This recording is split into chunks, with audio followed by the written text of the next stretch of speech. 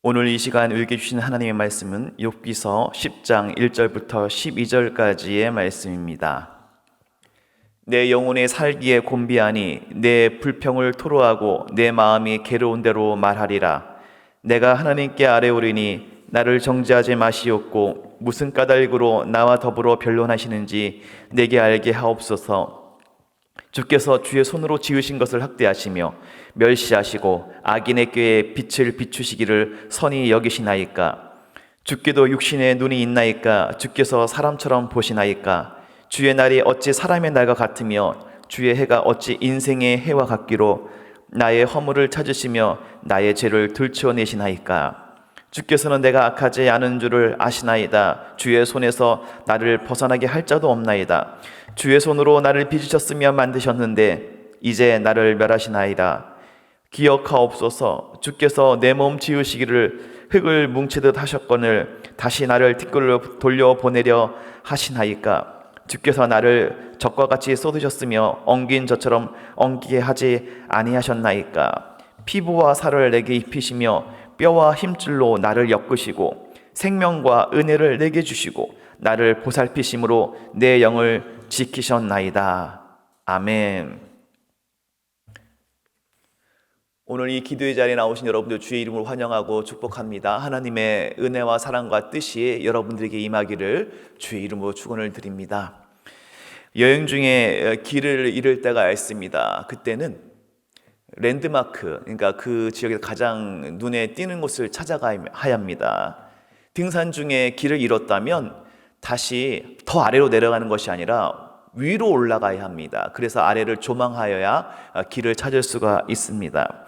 인생 중에도 길을 잃었다면은 우리를 만드시고 우리를 지으신 하나님을 바라볼 때에 우리가 다시금 온전히 그 길을 찾을 수 있을 줄로 믿습니다.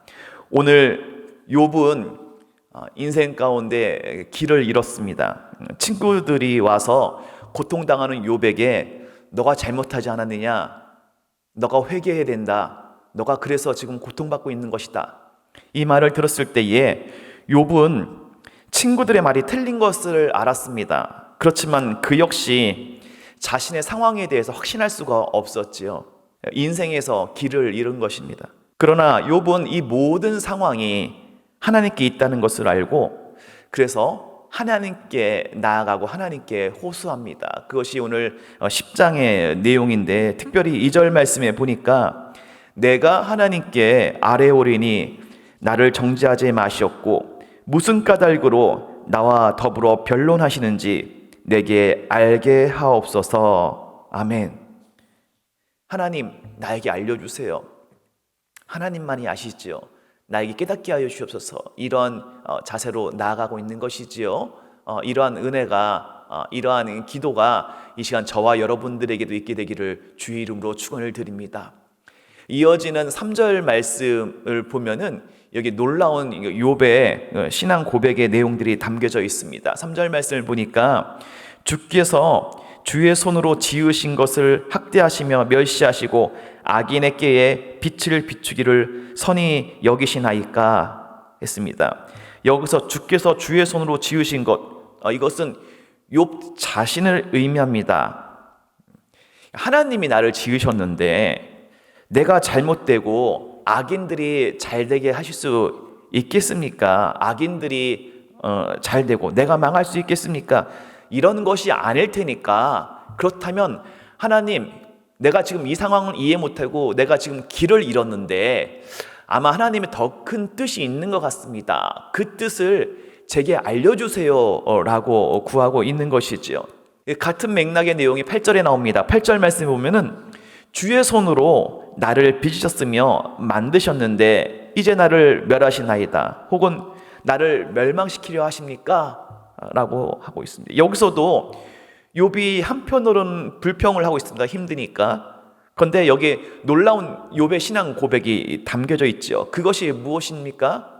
그것은 바로 하나님은 나를 만드신 나의 창조주시고 내 인생의 주관자이십니다 라는 고백이 담겨 있는 것이죠.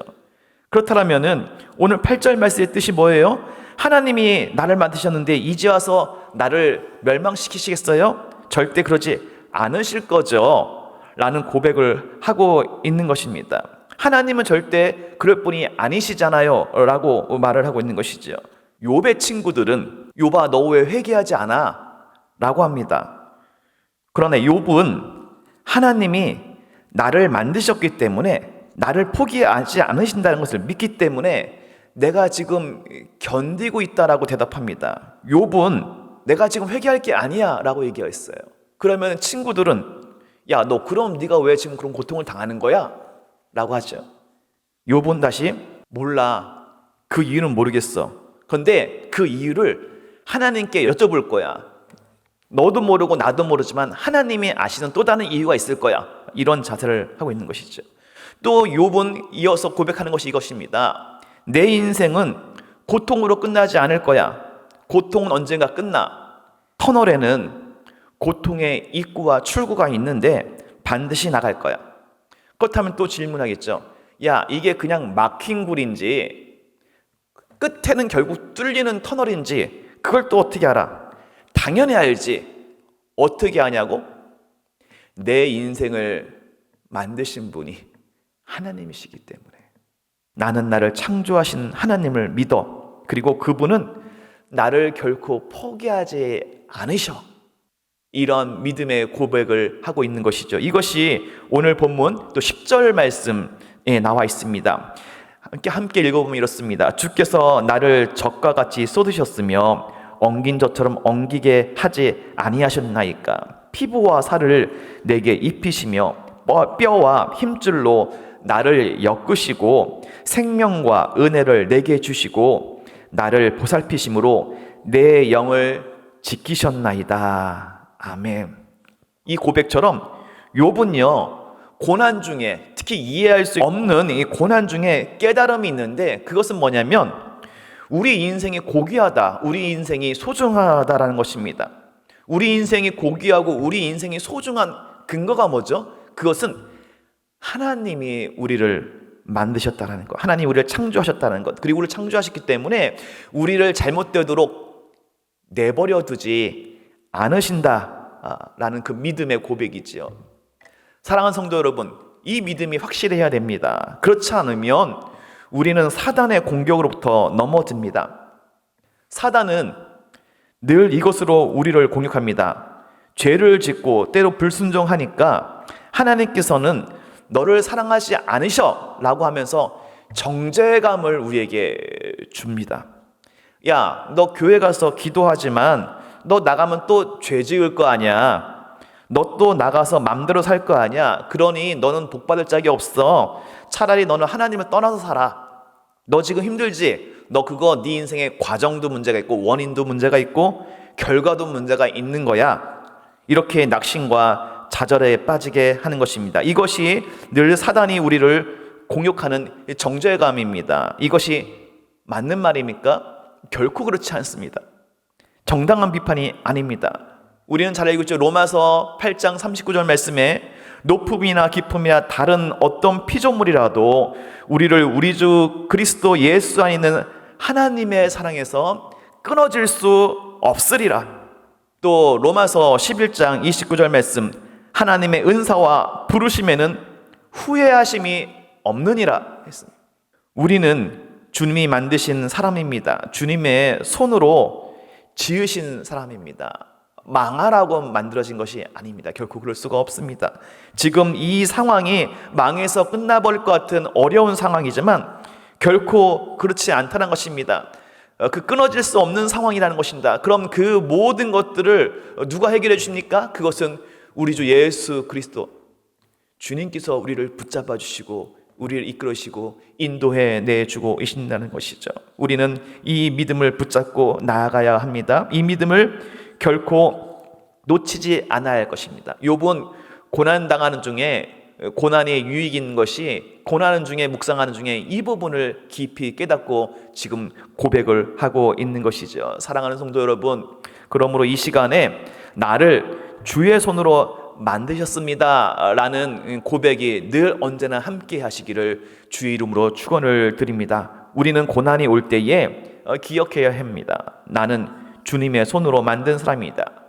주님이 만드셨는데 내가 망하게 놔두시겠는가? 넘어지게 놔두시겠는가? 넘어져도 다시금 죽을 것 같지만 다시금 일으키시는 하나님이 내게 있지 아니하냐. 내가 지금 이 상황을 다 이해하지는 못하지만 그러나 이 모든 것 가운데 하나님의 선하시고 인자하시고 자비하신 뜻이 있다라는 것을 믿고 기도하며 나아갈 때 하나님께서 우리 한 사람 한 사람을 온전한 주의 뜻 가운데로 이끌어주고 인도하여 주실 줄 믿습니다. 그러므로 찬송가 549장 가사대로 내 주여 뜻대로 행하시옵소서 온 몸과 영혼을 다 주께 드리니 이런 고백을 이 뜻은 내 몸과 영혼이 아프고 힘들어도 이것이 주님의 뜻이라면 그렇게 하시옵소서 믿고 따르겠습니다 하는 고백이지요. 후렴구에 나오는 저 천성 향하여 고요히 가리니 살든지 죽든지 뜻대로 하소서. 주 뜻대로 하소서. 이 찬양의 고백이 오늘 이 시간 우리의 고백이 되시기를 주의 이름으로 축원합니다. 늘 언제나 우리를 지으신 창조주 하나님을 믿고 나아가는 저와 여러분들 되시기를 주의 이름으로 축원합니다. 우리 이 시간 함께 기도하겠습니다. 아버지 하나님, 나를 사랑하시고 나를 지으신 하나님을 믿습니다. 그 하나님의 뜻을 믿고 나아갑니다. 우리 함께 기도하도록 하겠습니다. 은혜와 사랑이 풍성하신 아버지 하나님, 하나님의 은혜와 사랑 가운데서 여기까지 왔습니다. 매 순간순간 주님의 은혜와 사랑과 돌보신 가운데 있는 줄로 믿습니다. 지금 때로 힘들고 어려움이 있고 이해가 안 되는 여러 가지 어려운 환경 상황이 있다 할지라도 주여 믿음으로 고백하며 나아가게 하여 주옵소서. 나를 만드시고 나를 지으시고 나를 세우신 하나님께서 나를 결코 내버려두지 않고 나를 결코 놓치지 않고 나를 온전히 이끌어 주신다는 그 믿음 가운데 살아가는 우리 한 사람 한 사람 될 수 있도록 도와주시고 하나님의 때에 하나님의 방법을 이렇게 세우시는 그 은혜와 사랑을 경험할 수 있도록 주님 축복하여 주시옵소서.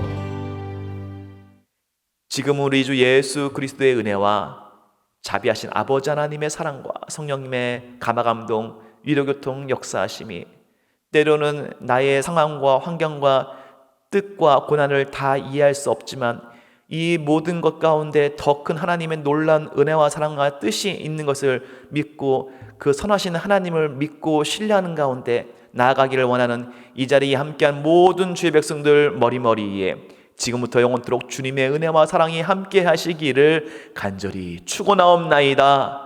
아멘.